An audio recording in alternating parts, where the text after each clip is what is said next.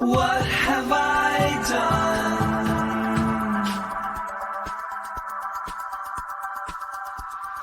What have I become? I can't describe this. This is my mid-mic crisis.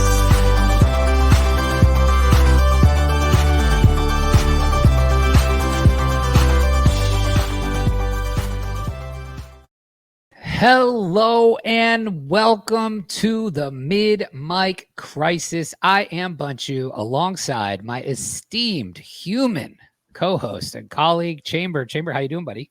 I am doing well. It's back to school day. Oh, today? Today was back to school day, yeah. Wow. Yeah, so it's kind of like a little holiday in the house, kids are going back to school. I get it, yeah. They're excited, and just came back from picking them up. And they had fun. It was all right. My oldest is in the 6th grade, and my youngest just started the 1st grade. So, wow, it's crazy stuff, man. I remember when they were popping out of my wife, and now they're just milking me for every penny I'm worth. Wow, yeah. Well, very apt timing for our discussion today. We'll be talking a whole episode of Dad Talk today. So that's going to be fun. My little guy is starting preschool next week, which is exciting and crazy. And I can't believe it myself. Time is just flying. Time is a flat circle. Sorry. Well, it's also a fat for me. It's a fat circle also.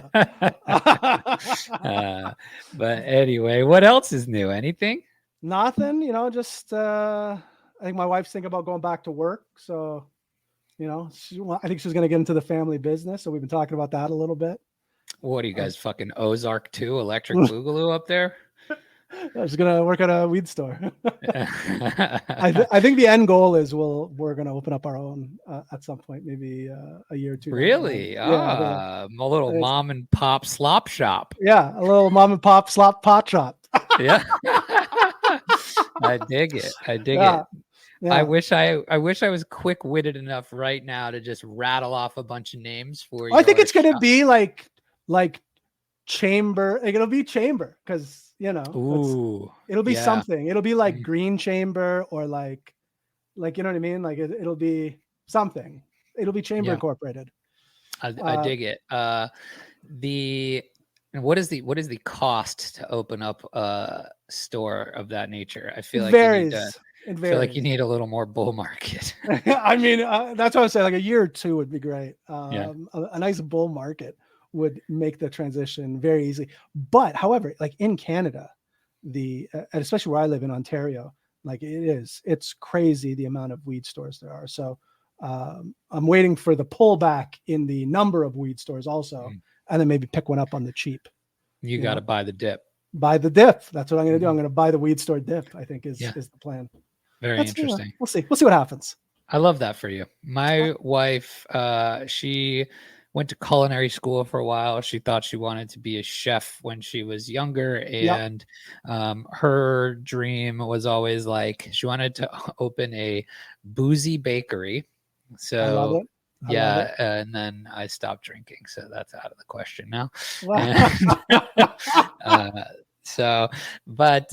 Maybe someday, but I don't know if she still would want to do that, but could you work with your wife?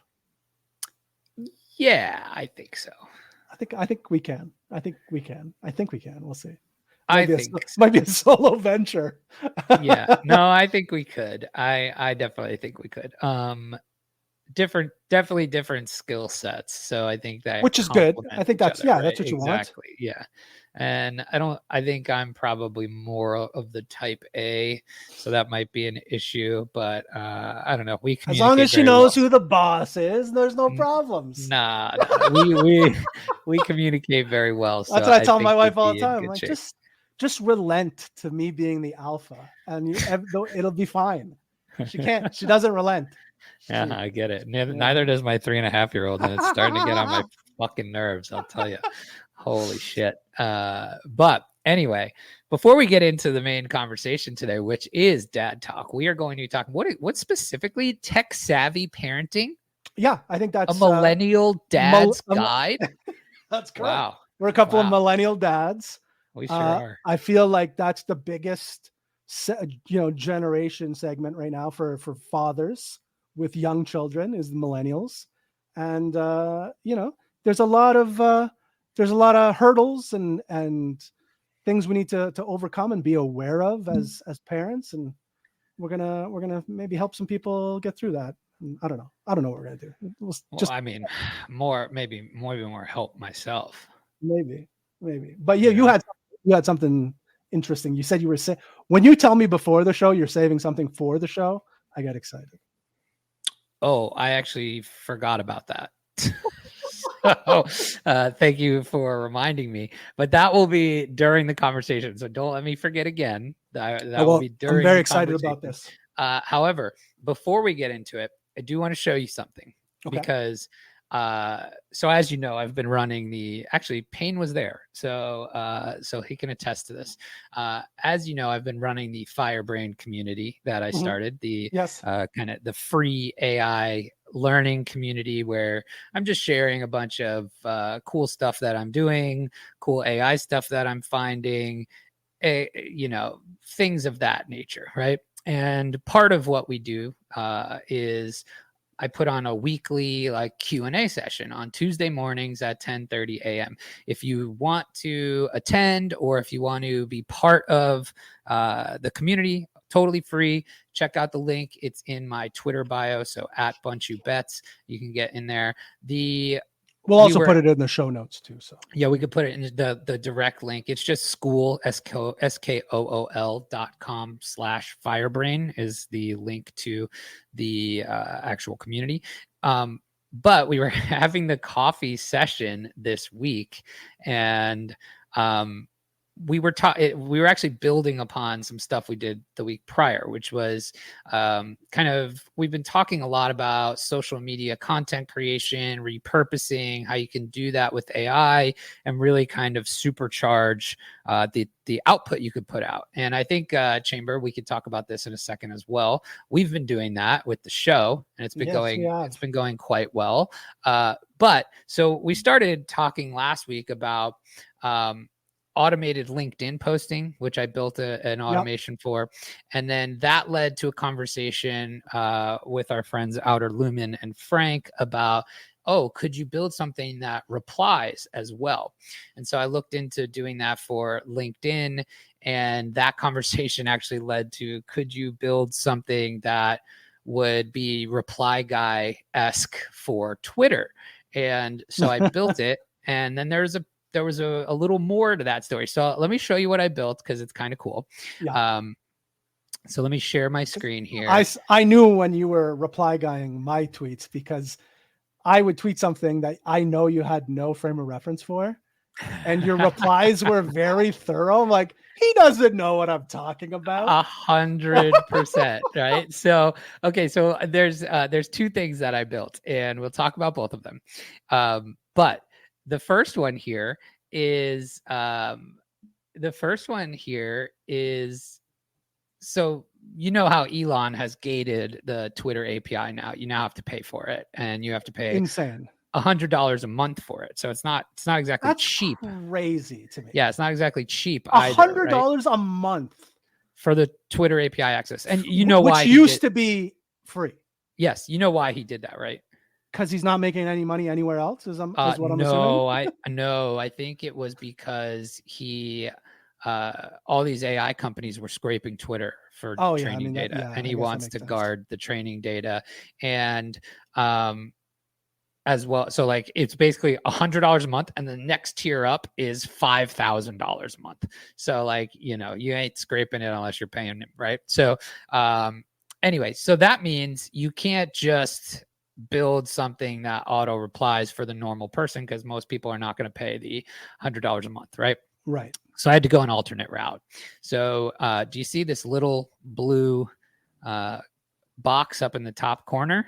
Yes, it says add comment. Yes. So I built this little Twitter Chrome extension. So Google Chrome extension Yeah. that built it with AI in probably like 15 minutes. Okay. And it takes a tweet. It goes out to a webhook that takes the tweet and all the comments. Right. So you have the full context of the conversation and then gives you a series of replies. So boom, I've got 3 replies here that I can pick. And it looks like a short one, a medium one, and a long one. Is that what you get every time? I'll go into this in a second of what the responses are like. But yeah, so then I post that, and now it's replied, right? So you could, in theory, just come through here. Let's reply to us because we're so cool. Watching myself on screen. Tech savvy parenting is the future. Hell yeah. There we go. But so now there's an extra piece of this, right? So the replies, when you're doing this, you don't want you don't want to sound like everybody else or sound like AI, right? Correct. So I actually went into my settings here, and if you see here, you can download an archive of your Twitter data. Wow. And that means you could get your history of every tweet you've ever twote, right? And I ran that through this big 10-part long thing to basically create my Twitter tone of voice. And it gave me this big, long document of types of vocabulary I use, sentence structure, colloquialisms, all of this stuff. So those replies are actually based on all of my Twitter history. And you don't need to pay the $100 a month for this? No, you could just run it through my prompts, and I can give you this Twitter extension, and you could just go crazy. Unbelievable. I mean, people are making money reply guying, right? Like the strategy is, okay, I'm going to go to these huge influencers that get tons of engagement. I'm going to reply underneath, and that's how I'm going to rack up impressions, right? But there's no way to automate it. You physically have to go in and... Well, not without access to the API. So correct. Yeah. The other thing that I built, and this was the one further, right? So I paid for the API to do this test because I wanted to do a bunch of things. I wanted to scrape a Twitter list for guests for our show that we could reach out to, all of this stuff. So I bought the API for a month to do all these experiments. And I built a reply guy Twitter bot that literally will monitor anybody's feed that you want. Yeah. And it does the same thing. It takes the prompts, it takes all the comments, it takes my tone of voice thing, and then it'll create a reply. And then it actually says, check this response against your, created replies and choose the one that adds the most value to the conversation. And then it automatically replies. So that's what I was replying to you with the other day, was the auto reply one, right? And so on our conversation we were having on the coffee community thing this weekend or this week was, all right, well, if you could auto reply, you can auto post. And if you can create your own persona, why couldn't you create a new persona, right? Under the same workflow, right? So here's the challenge for you. Okay. In the next 2 days, I will be creating a brand new Twitter account. Okay. I'm going to create a persona. I'm going to create a tone of voice. I've already picked 3 or 4 Twitter accounts that I like, that I scraped all their tweets. So I'm going to build this persona based on a couple different ones. And your job is to catch me. Your job is to identify the alt. And so by next week, I would recommend don't interact with any of my tweets as that other one. No, because no one interacts with your tweets anyway. Exactly. So I'll just know immediately. Giveaway. I'm like, bingo, found you. Absolute dead giveaway. So I'm going to do this. I'm going to create the alt account. I'm going to create a new persona for it. And I'm going to see, one, if I could grow it just automatically on total autopilot. Yeah. And then 2, you've got to catch me. That's the rules. Catch me if you can. I'm Tom Hanks. You're Leonardo DiCaprio. Wow. Oh. That's not Tom Hanks at all. well, he's in that movie. He's the dad. Oh, he is the dad. You're right. I forgot. Where about you that. going tonight? Tahiti, Hawaii. Two mice fell into a bucket of cream. This is the worst Tom Hanks impression I've ever heard. I'm certainly no AI Tom Hanks, which we talk about on the Daily Bite. Yeah. All right. So that was my I love it. That was This is my gonna be preamble. Great. Yeah. So that's what I've been up to, is building Twitter bots. And so anyway, if you want the this version, come hang out in the Firebrain community. I'll show you again how it works. If you want this version and just want to be reply guying all over the place, here you go. Our good friend Strawberry Man. Friend of the show. Friend of the show, Strawberry Man. Scaling alone isn't enough. Having a well thought out strategy is crucial. Do you agree? Strawberry Man, interact with me. He will agree. He will agree. He will. Well, he won't. He said scale is all you need. So he ain't going He's not going to agree. Never mind. Maybe he's going to unfollow me now. Oh, man. Anyway, that's how it works. If you want access to that, come hit us up in the Firebrain community and we'll get you that. But shall we? Yeah, let's do it. All right. We're going. Dad talk! Dad talk! It's time for some dad talk!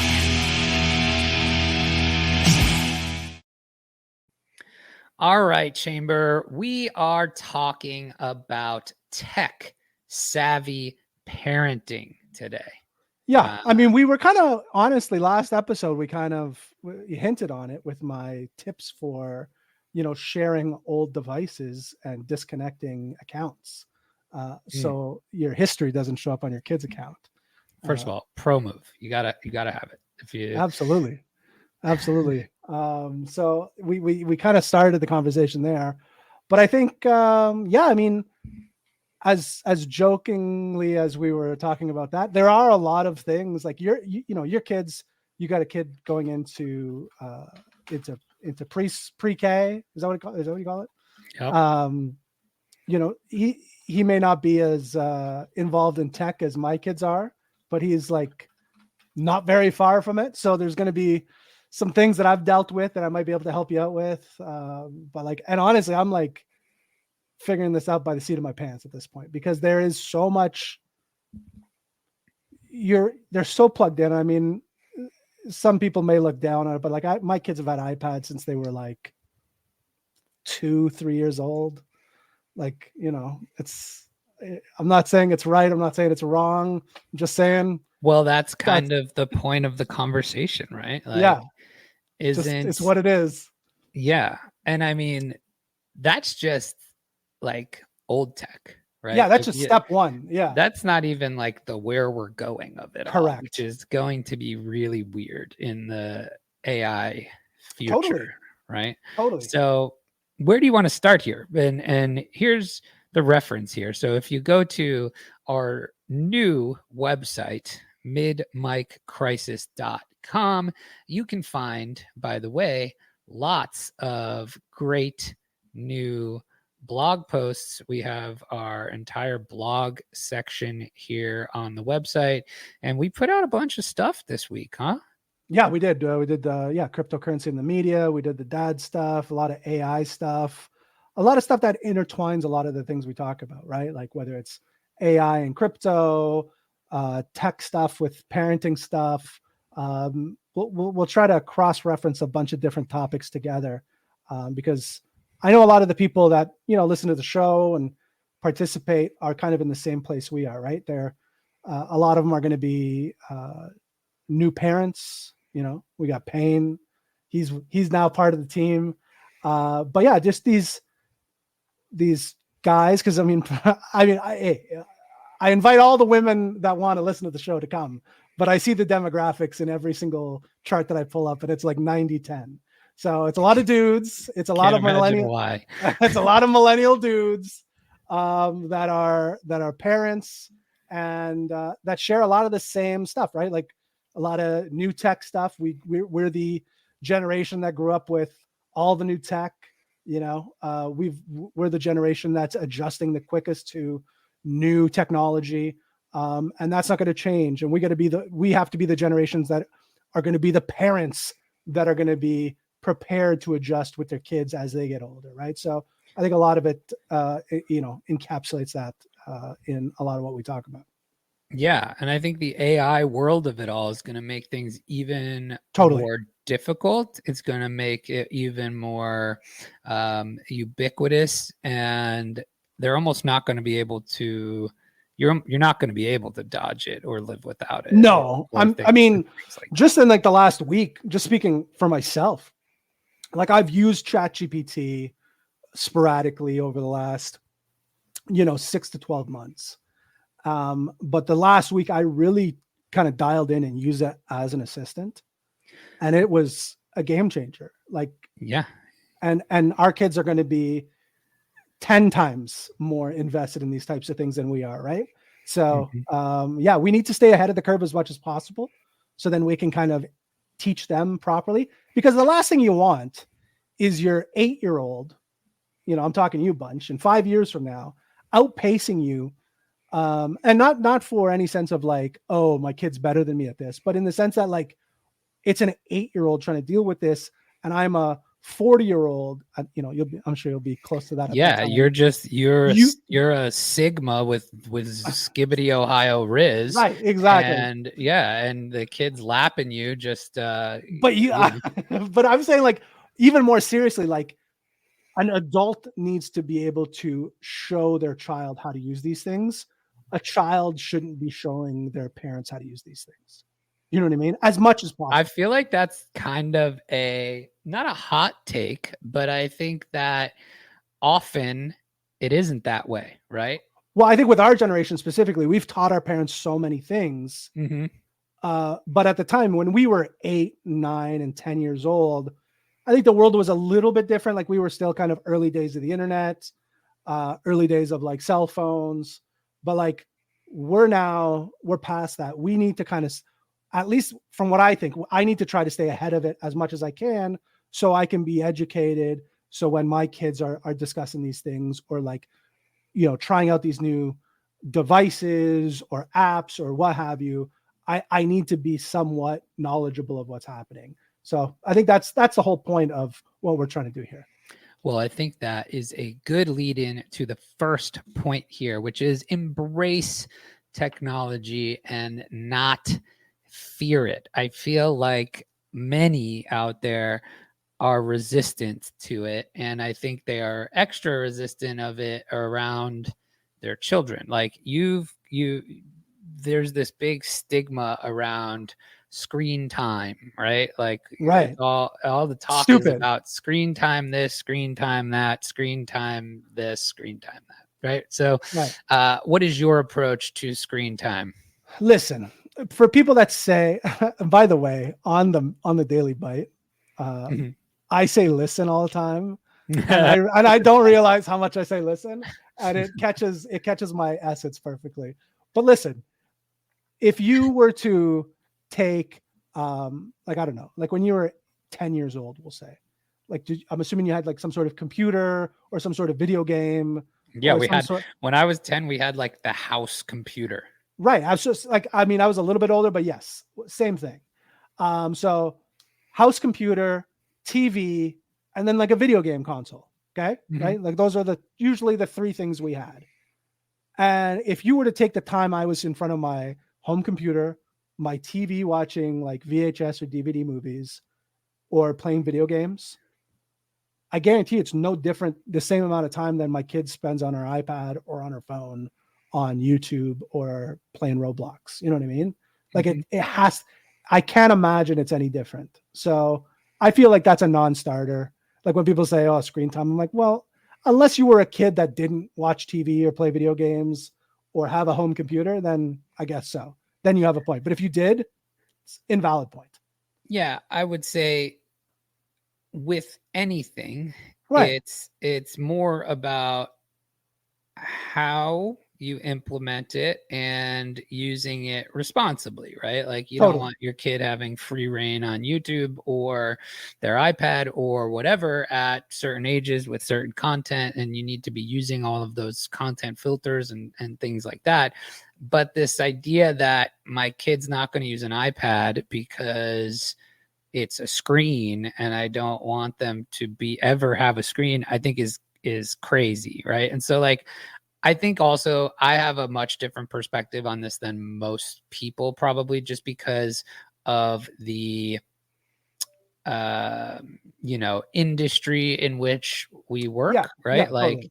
We are into the crypto space, the AI space, the tech space, all of that stuff. And like, it's my life, right? Like, so like I am on technology all the time, probably to a fault at sometimes, right? Like, but that's kind of also the point. But there's no way I'm going to let my kid fall behind in that area. Absolutely. When I feel like I know what's coming, right? And I mean, yeah, like, and on top of that, you don't want to let them fall behind, but you also don't want them to get ahead of you so far that you don't know what they're doing at a certain point. Because that's my big fear is like, oh, they're just going to lap me and they're going to be doing things that I don't even know how to address or see or monitor. You know what I mean? So those are the types of things I kind of worry about.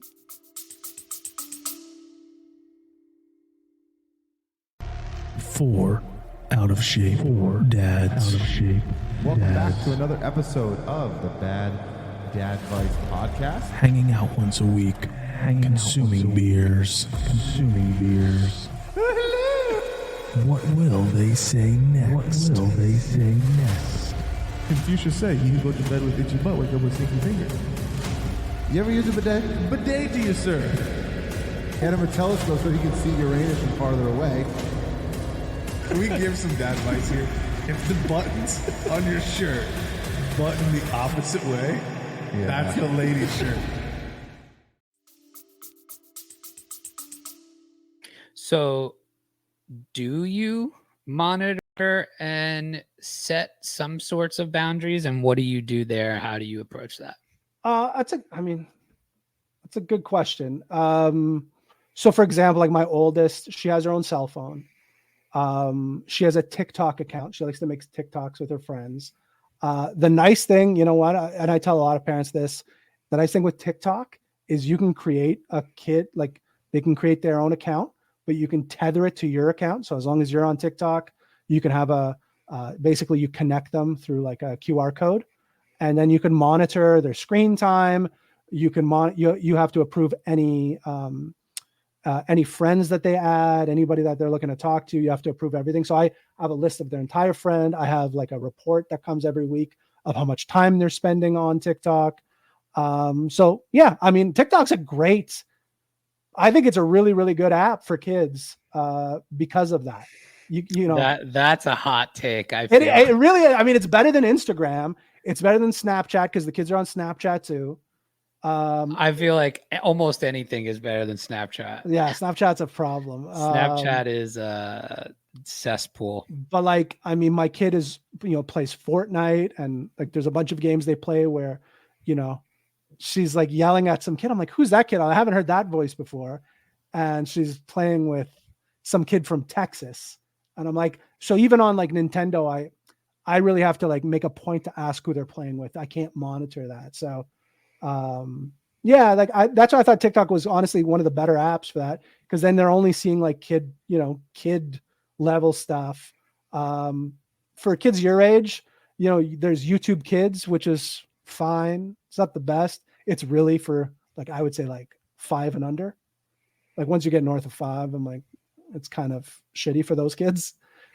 So then they have to go to regular YouTube, and it's a little bit more difficult to monitor like what they see there. So we're mostly a Netflix, Disney Plus household. Yeah, even Disney Plus, like I was trying to find, so like we each have our own, like Amber and I have ours, my oldest daughter has hers and my youngest daughter has her account.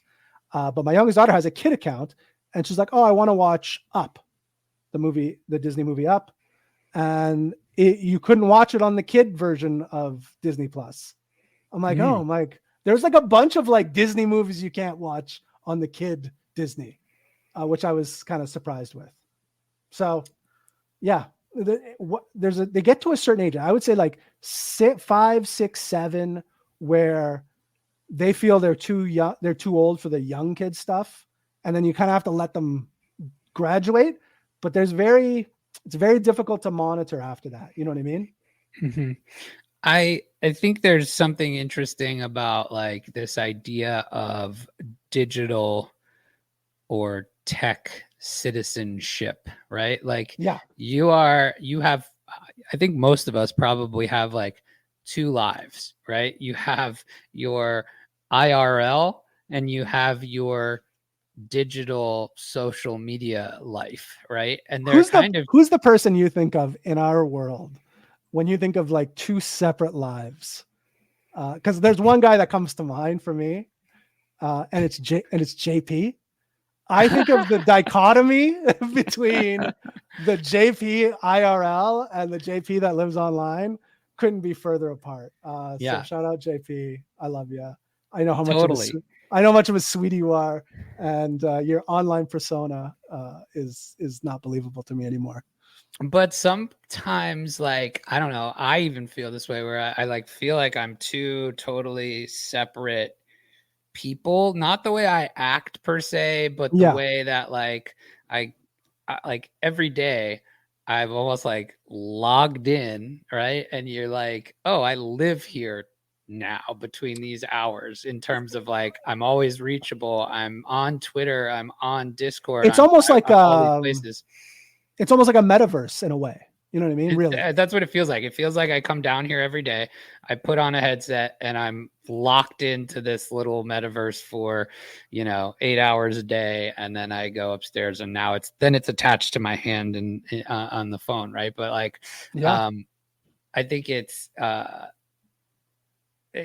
think like this idea of digital citizenship is interesting because it's just going to get more and more prevalent as we like get this, ubiquitous AI world, right? So, I really think about this in terms of like education for our kids as well. Like, how is the education landscape going to change as our kids grow up? Like, yours are in the middle of it now, but by the time yours are in high school, I had to shave my kids' legs this morning before we left for school.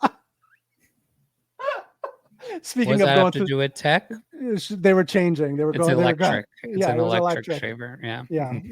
But they were also going through the shit. She's like, Dad, I can't go out like this, because she was wearing shorts, and she thought that. Neil said he built a 5th grade tutor for his son, which really I think is super cool. So I'll talk about some of that stuff in a second and like practical ways you can use technology for education. But I think like the education stuff is really important because I think like you're gonna have this issue soon where your kid's gonna pretend, or you're probably gonna want to use AI to do homework or help with those types of things. And there's going to be this balance of how you use it for school versus what's allowed to be used at school versus how you think it should be used versus and there's this kind of balance of all of those things, right? And I think by the time, I think it's interesting. I think right now, so for my oldest daughter, I think we're so far ahead, like, me and her, and again, you know how much AI savvy I have, which, in the grand scheme of things isn't all that much, but it's significantly more than the regular person. Mm-hmm. And I think right now teachers are just scratching the surface on trying to like sift out AI produced homework. So I would say like for the next 2 to 3 years, you can go hog wild as much as you want. Like you as a parent, you're going to have to be in charge of what you think is ethically, you know what I mean? Like ethically the right thing to do, what's in the best interest long-term for your child. But if you'll be able to use it as much or as little as you want for the next 2 to 3 years. I think we're a couple of years away from teachers really figuring out what's up.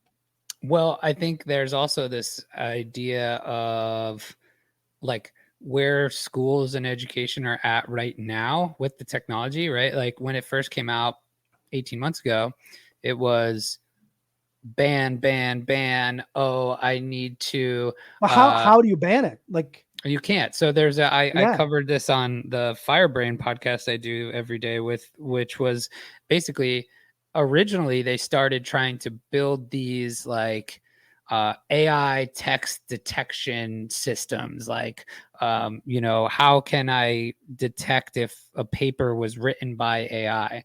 And what was happening was, it's first of all, everything was very unreliable for that. And so you'd have teachers trying to run stuff through these programs, what I would call irresponsibly, right? And right. it would mark something as AI that wasn't written by AI, and the kid would get an F, and there's no way to prove you're not, right? So like, Right. who's got the burden of proof? And now I feel like we're slowly getting to this point where it's less about catching you cheating with it or considering it cheating, and more about setting boundaries and guidelines on how to use it, right? And if that becomes the case, then I think we're in much better shape. However, I did read an article recently that OpenAI has a very robust detection system that they have not released into the world because they Really? they don't want it to do, they don't want it to kind of like stifle people using it, right? No, using totally. AI. But apparently they have this like text watermarking system, right? So it's like there's a watermark somewhere on probably all the stuff you generate. Pecans. Yeah, right. Like, and that's apparently that's what their system does. I've read about it a couple of weeks ago, but yeah, I mean, I just think the whole education system, by the time my kids are in college age, is going to be so flipped on its head that like, or an even worse problem is it doesn't change and it doesn't adapt, and you risk, if you're not being proactive as a parent about how the technology is evolving, you risk them falling way behind because they're in a school system that is not embracing it, right? Totally. And so I think there's like a ton of stuff there that's really important and interesting. No, I agree 100%. And I think, at least right now, for what it is, and by the time my kid's in high school, it could be very different. But like, if you really wanted ChatGPT to write you a book report on something, it would be fairly, it'll be good, but it won't be like high school, like you know what I mean, like 11th grade good. Look, you still have to. I mean, you know what I mean? I use my sixth AI grader can get away every with single day to put out content in terms of like a podcast, in terms of the Daily Bite, in terms of all of that stuff. And I'll like, it's not enter something in a text box, hit submit, and you have something good. Right. It's work to get good content, and our insights, opinions, and tone of voice are all injected in that. At the end of the day, and the prompts too. Well, that's what I mean, because of like, how intense the prompts have to be to get it to a point where it's not just easily recognizable, right? And it's not because you're trying to cheat the system, it's because you're trying to actually amplify how much output you can do, not because you're trying to shortcut. You know what I mean? Correct. Yeah. Totally. Yeah, interesting. So I think like education is going to be such a huge thing, and how you approach that with your kids is going to be a really interesting spot in the future. Like, I'll tell you right now, like, I use AI already with my 3.5-year-old, right? And what do you do with that? Like, what? Well, I use it every single day, multiple times a day with him. And it started as, well, I think it's really impactful for him, because what I've noticed is it's actually really bringing out his creativity, which is really so are you super cool. Cool. Like creating pictures based on prompts? Yeah, so what we do every day, I actually started it because I was like, all right, this I and actually this will be the segue of the thing that I forgot about before, because now I just got reminded, and it's actually perfect here. So it actually started because he like wasn't eating his dinner at the table. He's always putting up a fuss about mealtime, blah blah blah. And so where does he want to eat dinner? In front of the TV? Like no, he doesn't want to eat dinner. Oh, he doesn't want to eat dinner. Oh, it's not about where, it's about he doesn't want to eat. And so I was trying to kind of put some different perspective on it for him, make it more entertaining or whatever. I was like, oh, well, how about this? Do you want to hear a story about how you're a superhero and eating your dinner makes you super strong? He's like, yeah. So I went to ChatGPT voice mode. I said, hey, tell me a story about superhero Graham. And he eats it, the way he gets strong superpowers is by eating his dinner, blah, blah, blah. And then draw me a picture after. And so it writes you a story, and then it'll speak you the story, right? So like it'll tell the story. And so we're listening to it at dinner. And all of a sudden he's like enthralled, and not only paying attention to the story, but he's also just distracted, and he's shoving food into his mouth. And I'm like, interesting. And he really enjoyed that. And so now all the time he's like, oh, can we do stories? Can we do stories? And so he makes up the stories. He decides what he wants the story to be about. And sometimes we just do pictures because he likes to do the pictures. But at the end of every story, we ask it to make a picture. And what I have found is his creativity is expanding, right? Like the thing, and what's cool about it is he's having to speak it into existence. He's having to voice it, right? So he's becoming articulate to be able to tell me what he wants the story to be about, or tell it what he wants the story to be about. That's very interesting in the picture. And I think the impact has been really cool. I also think there's this other weird thing that I've noticed recently, which is in all the stories, he adds his baby brother in. And it's always about, but real life, they fight and bicker and do things and all the time. And it's always a battle. It's always this constant, like if he has a toy, Graham has to have it, all this stuff.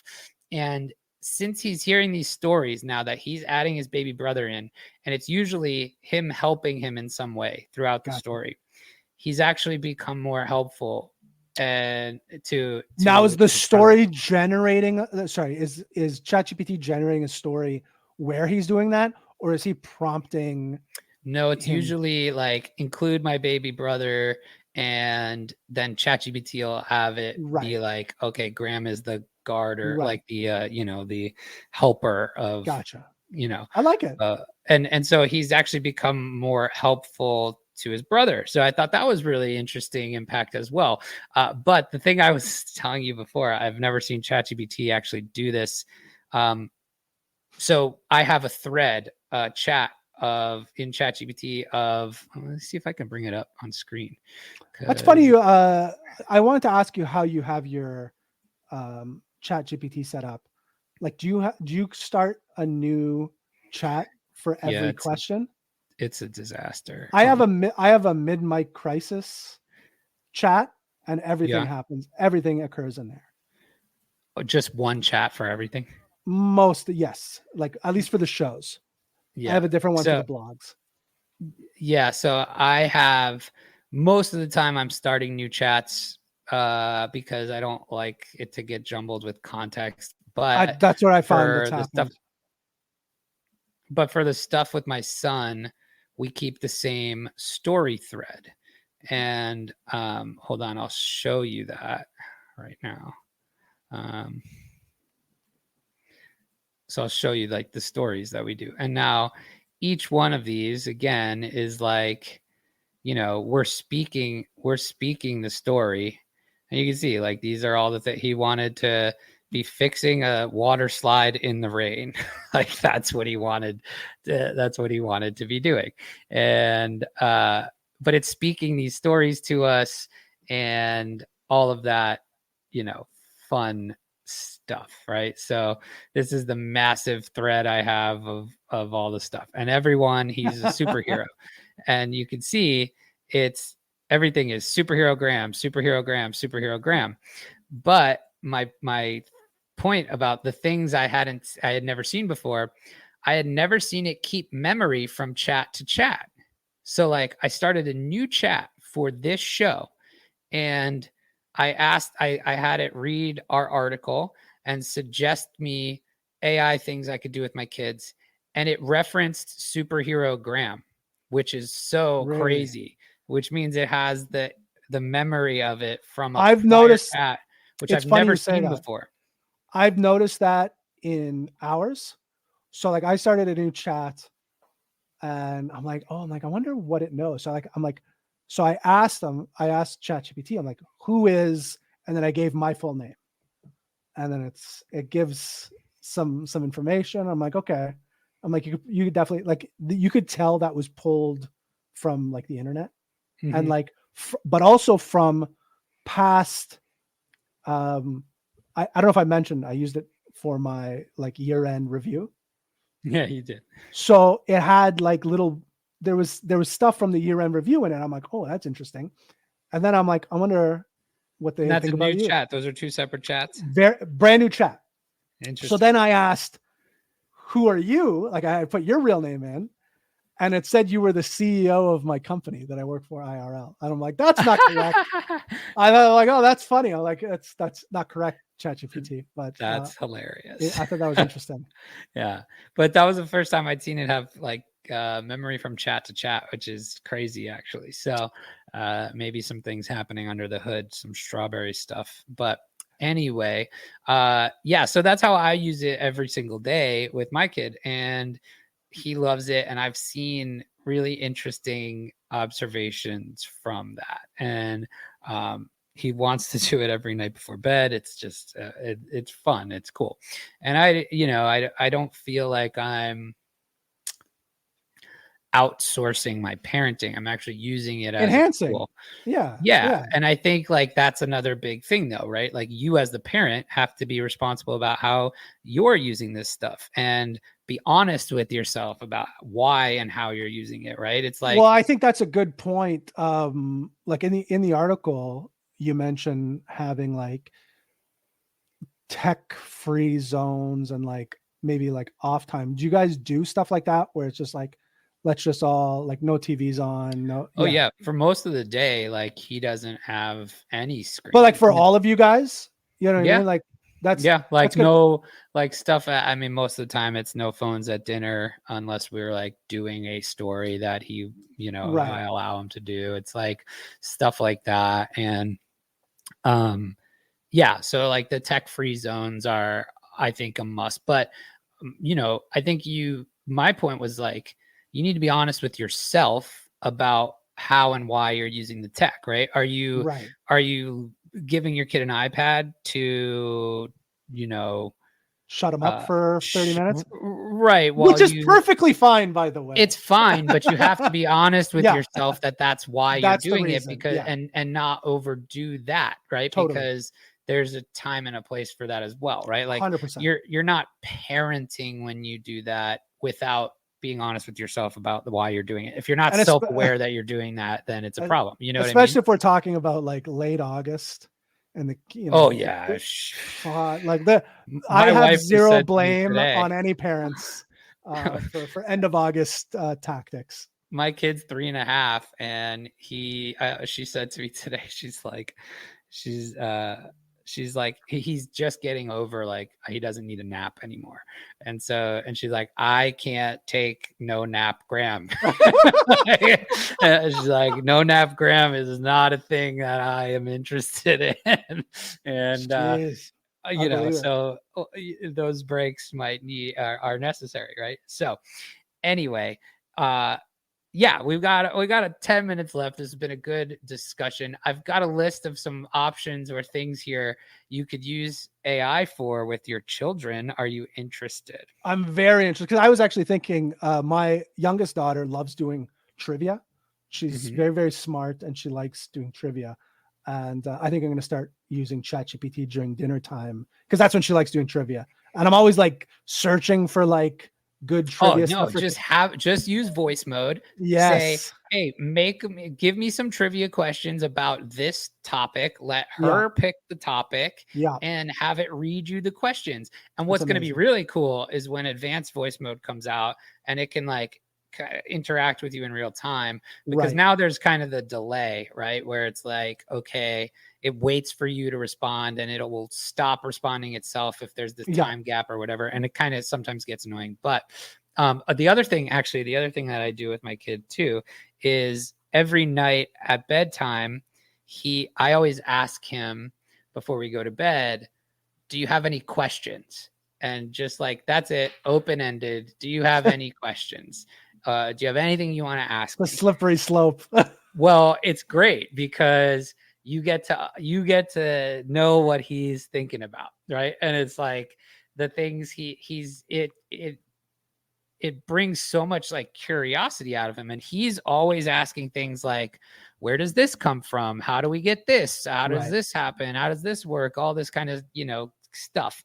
And so like, I am only so knowledgeable, right? So, things I have trouble explaining sometimes, I will start a chat conversation and have him ask ChatGPT. And and I tell it like, hey, me and Graham are here, and it knows that Graham's, 3.5. And so it has the context of, okay, the explanation should be children-like and all that and short. And if I can't answer the question, it answers the question, and it's really fun. And it kind of goes back and forth with him, and he enjoys that as well. So that's another fun way that I use it. But okay, I've got a couple here. So we've already covered create AI bedtime stories, AI powered art creation. The next one here, Chamber, the AI Quizmaster, interactive learning games with AI. That's a good one. I think one that your kids would probably love at their age, and I do this with my kid too, is make up songs. So you're the Udio master. I am the Udio master, yes. And so I've done this with my kid too, where it's like, hey, instead of, hey, do you want to make a story? It's, hey, do you want to make a song? And it's like, we've done things about eating hot dogs and shit. Like, it's whatever. He wanted to do a car one, and they come out really good, and they're a lot of fun. So that's another one that we've done.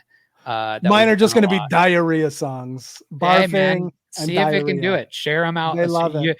Your job now for the next week is only put out songs that your kids have created. All right. And also find fake you on Twitter. Find fake me. Well, I'll let you know when that's live. That one's not live yet, but fake me, that's definitely one. I'm trying to see if I should tip it off in any way. Like, don't create a PFP that looks like my art style or something. No. I don't think I should. Try to make it difficult. Yeah.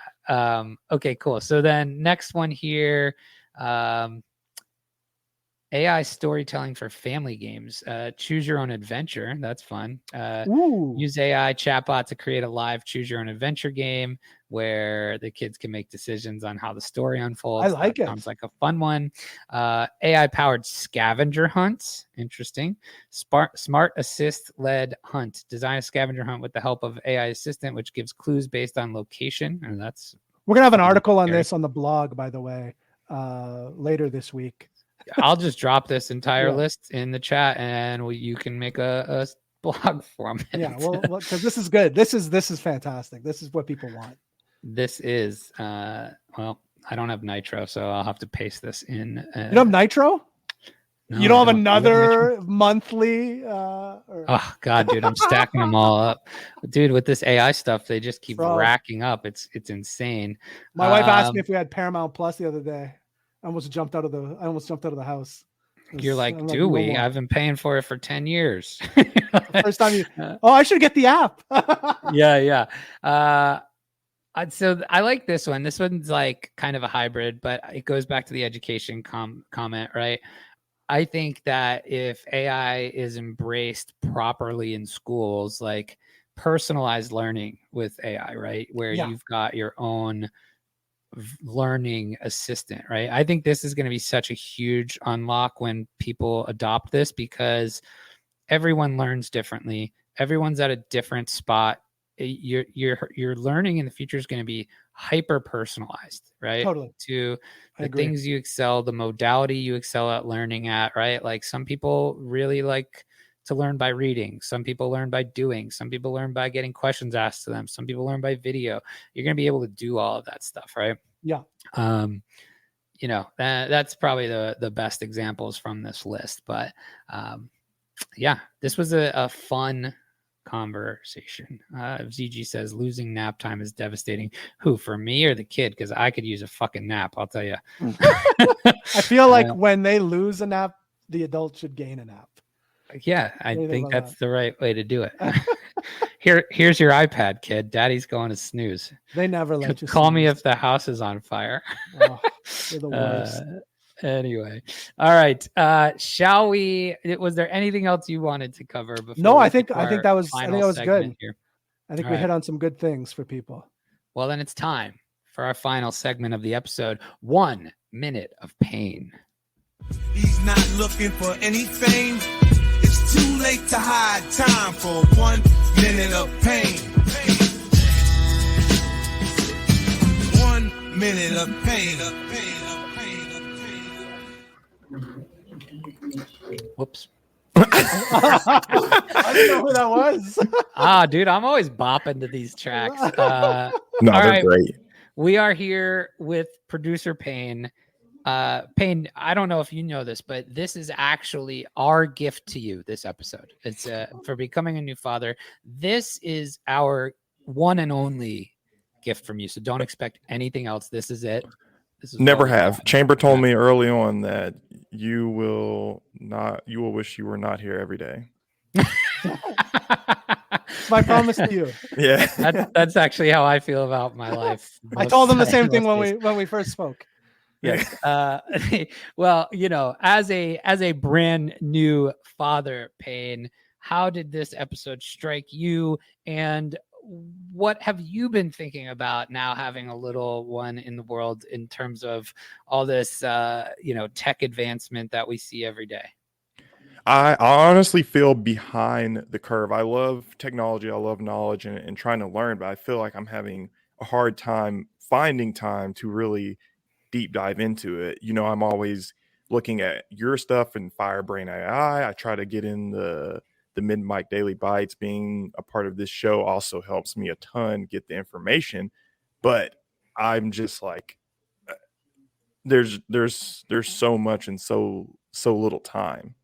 Listen, I'll give you a little advice, because I've found just being in the same vicinity as Bunch, as somebody that knows a lot of stuff, you just learn. You will take the very bare minimum of what he knows, and you will apply it outside of this world that we live in, and people will think you're a genius. Like, people think I'm an AI genius. Do people think I'm a genius? Because that's a terrible thing. I think you are, and just by me knowing you and just being around, I get 10% of it, and then I spread that around, and people think I'm a genius. It only takes you a year to adopt the things that I tell you, though. Yeah, that's true. Still better than most, I would say.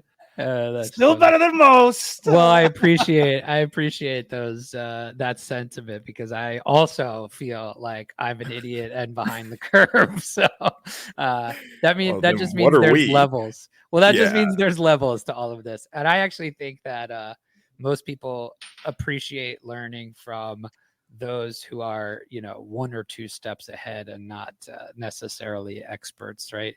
It's aspirational. It feels practical and realistic.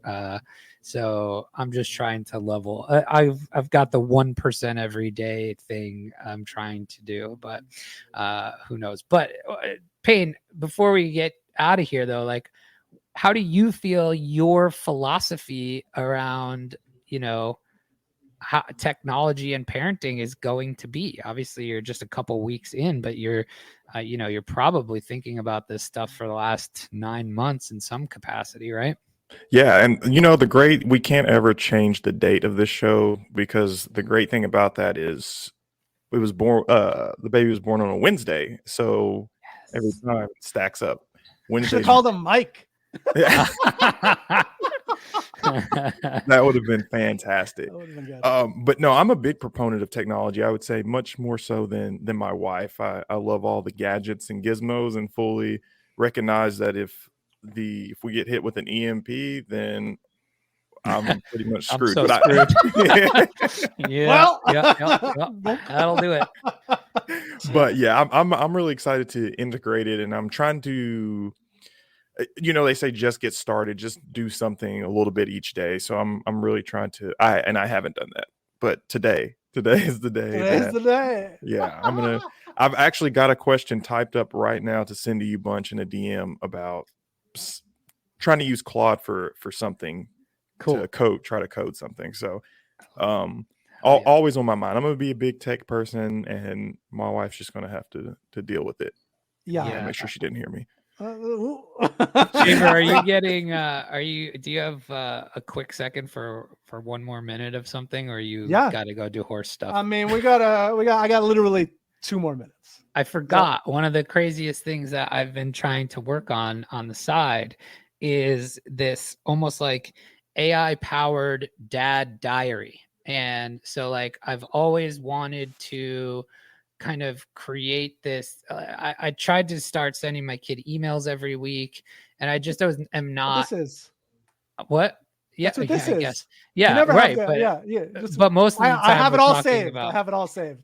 Yeah, most of the time we're talking talking about stuff he will be embarrassed about when he's older. But the idea, like, I'm bad at it. I don't send him the emails, all this stuff. So I've built this whole thing of like, with AI that prompts me things about the week, advice that I might be thinking about, things I liked about what they were doing, observations. I can add pictures to it.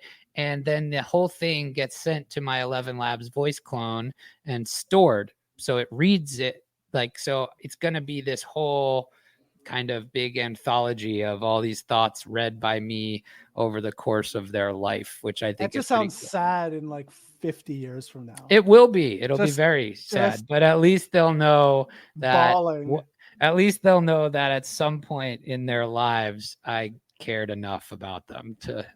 No, I can't wait for my 50-year-old kids to go back and listen to our breakdown of the coronavirus, unraveling in January of 2020. Like that was we did a good job of documenting those times. So those are the moments I can't wait.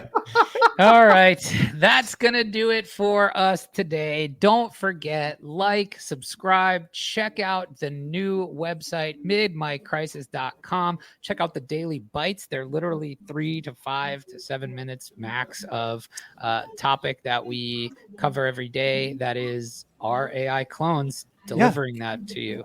If I can listen to it 7 times, you guys can listen to it 1 time. Okay. That's right. That's it for us today. Until next time, keep the mic hot. What have I